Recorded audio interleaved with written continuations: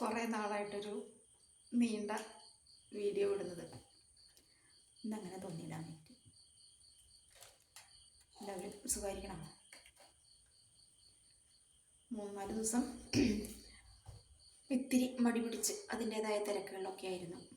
വീണ്ടും ഉഷാറായിട്ട് വന്നിട്ടുണ്ട്. അയ്യോ, ഇടയ്ക്ക് ഒരു പനി വന്നു, അത് തളർത്തിക്കളഞ്ഞു. അതിൻ്റെ ക്ഷീണമൊക്കെ അങ്ങോട്ട് മാറി. എന്നാലും ചെറിയൊരു ചുമ കുത്തി വരുന്നുണ്ട്.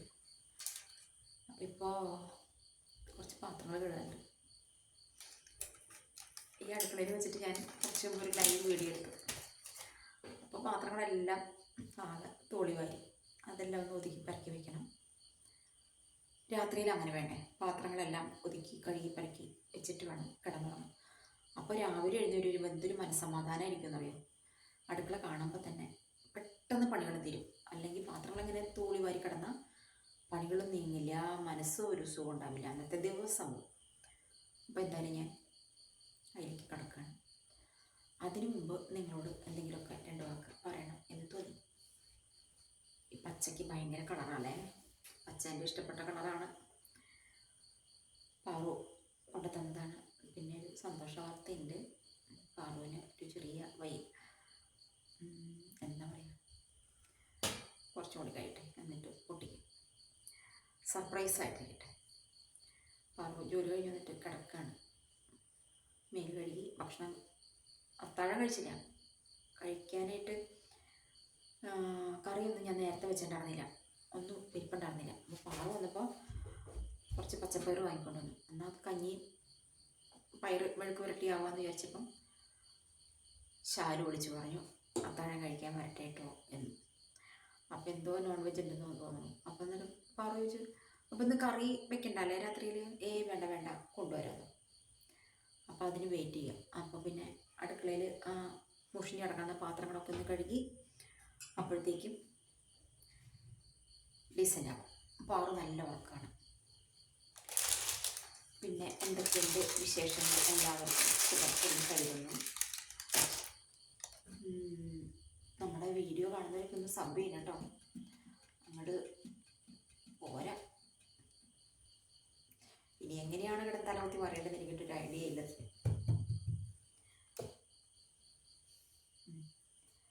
അപ്പോൾ പക്ഷേ ഈ സ്റ്റാൻഡ് അങ്ങോട്ട് എൻ്റെ അടുത്തേക്ക് വന്നാലേ കാര്യമുള്ളൂ. വെളിച്ചമാണെങ്കിൽ ഇത്തിരി കുറവാണ്. ചാർജ് കുത്തിയിട്ടപ്പോൾ ഞാൻ പക്ഷേ ഇത് പോരട്ടെ കേട്ടോ. അടുത്തടുത്ത് തന്നെ സംസാരിച്ചാലല്ലേ കിട്ടുന്നില്ലല്ലോ. വേറെ വഴിയില്ല അല്ലേ. അടുത്ത് നിന്ന് വർത്തമാനം പറഞ്ഞാലാണ്. പക്ഷേ വെളിച്ചത്തിൻ്റെ കുറവുണ്ടെന്ന് തോന്നുന്നു. ചാർജ് കുറവാണ്, അത് കാരണം ഞാനത്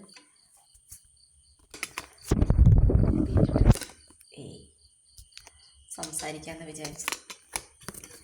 ഞായറാഴ്ച ചേച്ചി മോളും വരുന്നുണ്ട്. എന്തൊരു കഷ്ടം നോക്കി. ഇരുന്നു. അപ്പോൾ ഞായറാഴ്ച ഒരു നല്ല ദിവസമാക്കി മാറ്റണം. കുറേ തമാശകളൊക്കെ പറഞ്ഞ് ചിരിക്കാറൊന്നുമില്ല. പക്ഷെ ഇന്ന് മീറ്റിങ്ങിന് പോയപ്പോഴല്ലോ കുറേ ചിരിച്ചു. കുറേ നാൾ കൂടിയിട്ട് ഇന്ന് കുറേ ചിരിച്ചു. നല്ലൊരു മീറ്റിംഗ് ആയിരുന്നു. ഇങ്ങനെ ഒരു മീറ്റിംഗ് കുറേ നാളായിട്ട് കിട്ടിയിട്ടില്ല. ഇന്ന് ഒരുപാട് സമയം കിട്ടി. പരസ്പരം ഞങ്ങൾ ടീച്ചർമാരൊക്കെ ഒന്ന് കാണാനൊക്കെ, അല്ലെങ്കിൽ എന്നും ചിലപ്പോൾ 100,000 റിപ്പോർട്ട് കൊടുക്കാനും അങ്ങനെ ഇങ്ങനെയൊക്കെ ഉണ്ട്. ഇന്നെന്തോ വളരെ ഫ്രീ ആയാലും ഒരു മീറ്റിംഗ് ആയിരുന്നു. അപ്പോൾ അതിൻ്റെ ഒരു സന്തോഷമുണ്ട്. അതുപോലെ ഇപ്പോഴും ചിരിച്ച മുഖത്തോടെ എനിക്ക് നിങ്ങളോട് സംസാരിക്കാൻ പറ്റുന്നുണ്ട്. ഇനി ഞായറാഴ്ച അവൾ വന്നു കഴിയുമ്പോഴും അങ്ങനെ ഒരു നല്ല ദിവസം ആകണമെന്ന് ആഗ്രഹിക്കുന്നു. അങ്ങനെ ആവട്ടെ, ദൈവം അനുഗ്രഹിച്ച്. എന്നും എപ്പോഴും എന്തിനല്ലേ വെറുതെ വിഷമം എന്ന് പറഞ്ഞിട്ട് അത് വേണ്ട. അപ്പോൾ എൻ്റെ പണിയോടെ കിടക്കുക. നിങ്ങളെ എവിടെ വിട്ടിട്ട് ഞാനിങ്ങനെ എൻ്റെ പണിയെടുക്കും? പിന്നെ എന്താ പറയാ സംഗതി, പാറു അമ്മയായി എന്ന് വേണം പറയാനായിട്ട്. അപ്പോൾ അതിൻ്റെ ഒരു സന്തോഷമുണ്ട് നമ്മുടെ മനസ്സിൽ. ക്ഷീണമാണ്, കിടക്കാണ് ആൾ. ജോലിക്ക് പോയി വന്നിട്ട് അതാണ് ഇനി നമ്മളിലേക്ക് വരാനിരിക്കുന്ന ഒരു വലിയ സന്തോഷ വാർത്ത.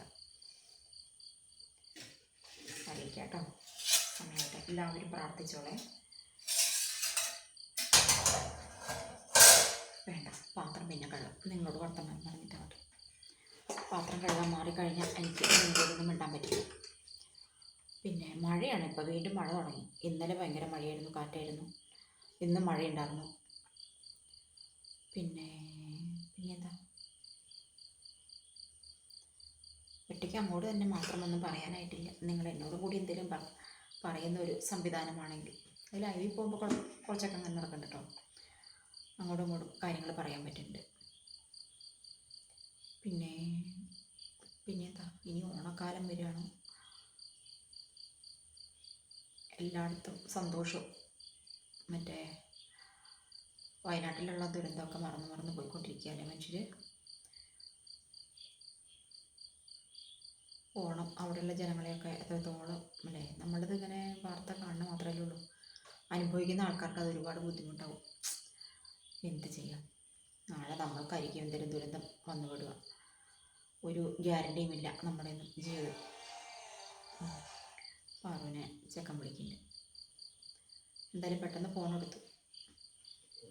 ഇന്നലെ അവൻ 2-3 വട്ടം വിളിച്ചിട്ട് പാറു ഫോൺ എടുത്തില്ല. മയക്കത്തിലായിപ്പോയി, ഉറക്കത്തിലായിപ്പോയി. എന്നിട്ട് എന്നെ വിളിച്ചു, അമ്മ അവിടെ എന്താ ഫോൺ എടുക്കാത്തതെന്ന് ചോദിച്ചിട്ട്. അപ്പം ഞാൻ പറഞ്ഞു, വന്ന് കിടന്ന് ഉറങ്ങുകയാണ്.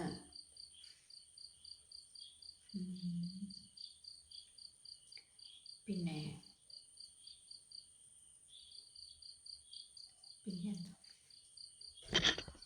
വിശേഷങ്ങൾ പറയാൻ നോക്കിയാൽ ഇവിടെ ഇത്തിരി വെട്ടമുണ്ടല്ലോ, സാരില്ല, അവിടെ പോയിരിക്കാം. ഈ ഡ്രോയ്ക്കകത്തൊരു സംഭവം എടുക്കാൻ നോക്കിയപ്പോൾ നിറച്ച് ഉറുമ്പ്. അപ്പോൾ ഞാനിതൊന്ന് തുറന്ന് വെച്ചു. അതിലെ പേപ്പേഴ്സൊക്കെ എടുത്തിട്ട് മുകളിൽ വെച്ചു. ഇപ്പോൾ വെച്ചിട്ടുണ്ട്.